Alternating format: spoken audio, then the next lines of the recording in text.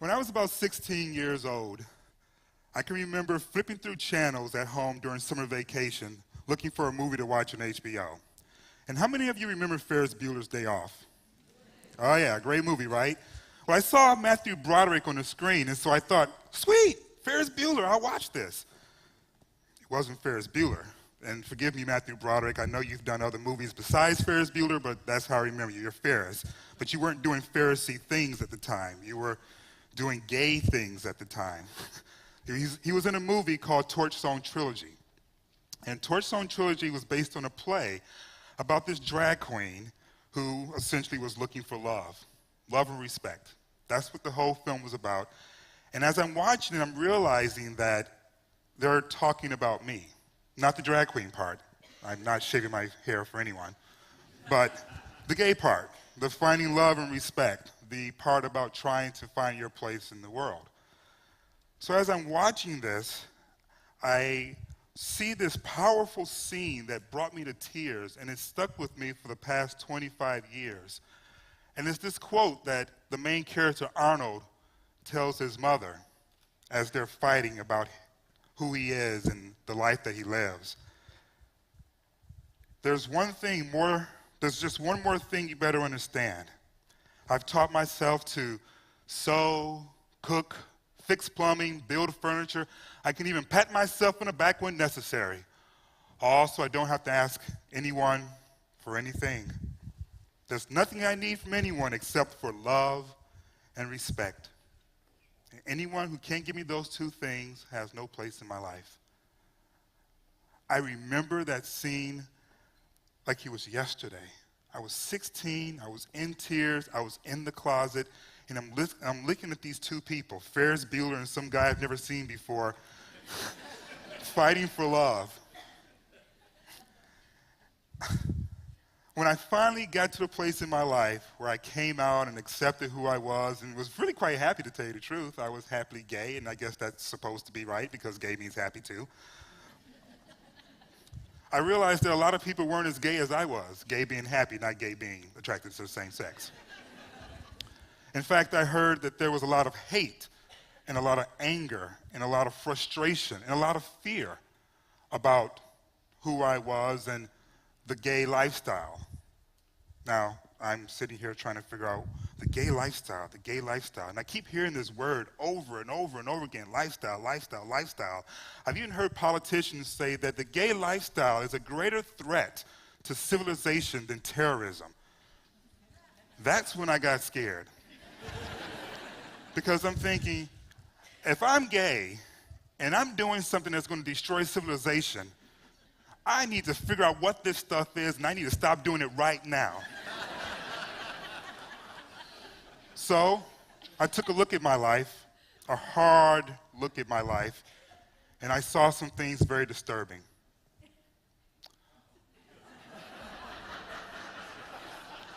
And I want to begin sharing these evil things that I've been doing with you, starting with my mornings. I drink coffee. Not only do I drink coffee, I know other gay people who drink coffee. I get stuck in traffic. Evil traffic. Sometimes I get stuck in lines at airports. I look around and I go, my God, look at all these gay people. We're all trapped in these lines, these long lines trying to get on an airplane. My God, this lifestyle that I'm living is so freaking evil. I clean up. This is not an actual photograph of my son's room. His is messier. And because I have a 15-year-old, all I do is cook and cook and cook. Any parents out there of teenagers? All we do is cook for these people. They eat 2, 3, 4 dinners a night. It's ridiculous. This is the gay lifestyle.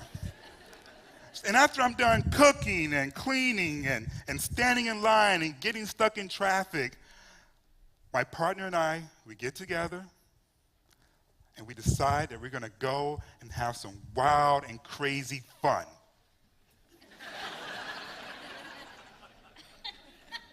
We're usually in bed before we find out who's eliminated on American Idol. We have to wake up and find out the next day who's still on because we're too freaking tired to hear who stays on. This is the super duper evil gay lifestyle. Run for your heterosexual lives, people.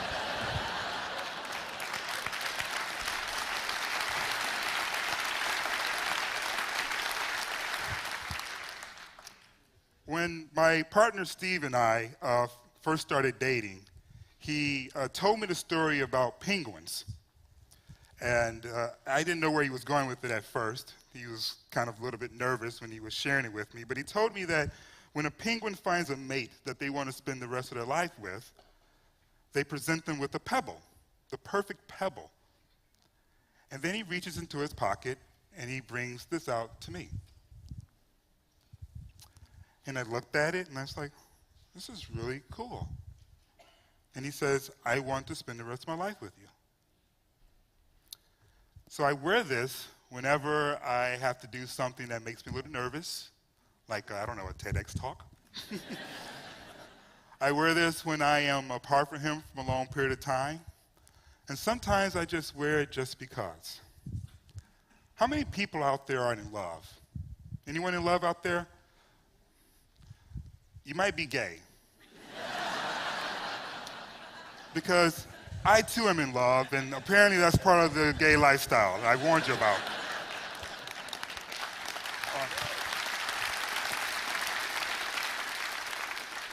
You may want to tell your spouse, who, if they're in love, might be gay as well. How many of you are single? Any single people out there? You too might be gay.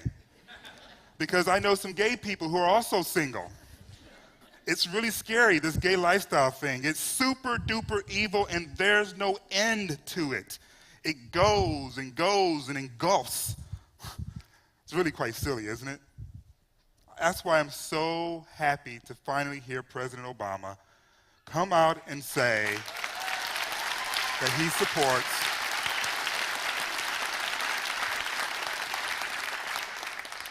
supports marriage equality. It's a wonderful day in our country's history. It's a wonderful day in the globe's history to be able to have an actual sitting president say enough of this. First to himself, and then to the rest of the world. It's wonderful. But there's something that's been disturbing me since he made that remark just a short time ago. And that is apparently, this is just another move by the gay activists that's on the gay agenda. And I'm disturbed by this because I've been openly gay now for quite some time. I've been to all of the functions, I've been to fundraisers, I've written about the topic, and I have yet to receive my copy of this gay agenda. I've paid my dues on time. I've marched in gay pride flags, parades, and the whole nine, and I have yet to see a copy of the gay agenda. It was very, very frustrating. I was feeling left out, like I wasn't quite gay enough. But then something wonderful happened. I was out shopping, as I tend to do, and I came across a bootleg copy of the official gay agenda. And I said to myself, LZ, for so long you have been denied this. When you get in front of this crowd, you're going to share the news. You're going to spread the gay agenda so no one else has to wonder what exactly is in the gay agenda. What are these gays up to? What do they want? So, without further ado, I will present to you, ladies and gentlemen, and be careful, because it's evil, a copy, the official copy of the gay agenda.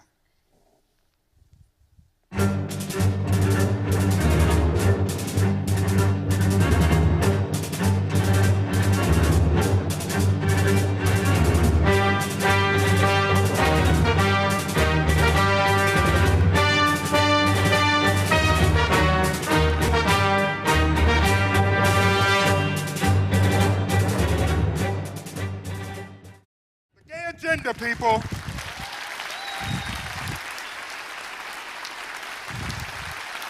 There it is. Did you soak it all in? The gay agenda. Some of you may be calling it the Constitution of the United States. Is that what you call it too? The U.S. Constitution is the gay agenda.